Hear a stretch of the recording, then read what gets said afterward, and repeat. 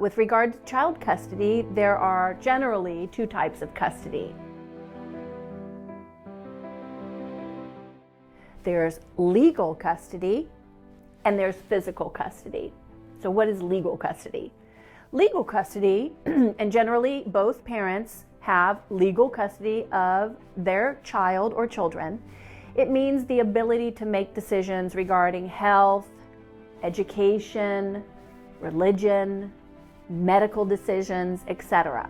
And so generally, most parents that are involved in a separation or dissolution of marriage will agree about decisions regarding their minor child or children. However, in some cases, parents don't see eye to eye. It may have to do with religion. For example, if a child is raised a certain way, post the marriage, one parent might say, I no longer want my child to grow up in this particular denomination. And so, number one, that puts the child in the middle.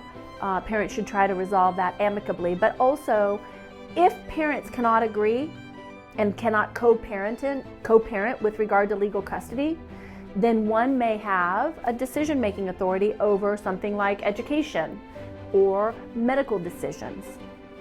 So that's legal custody. Now let's talk about physical custody. So physical custody is essentially what it sounds like. Where is the child physically going to reside post-separation or post-dissolution? And even, when I say post-dissolution, I'm talking about when the parties separate. It doesn't necessarily mean that the ink is dry and that the divorce has been filed in court. Generally, if people want to separate, that begins their divorce, right? But then the child has to go, or the children has to go between residences. And so physical custody can be 50-50, which is joint physical custody, or one parent could have more timeshare, more custody. And we talked about how timeshare is the new terminology rather than custody, because children are not objects. They are people and they are part of a family.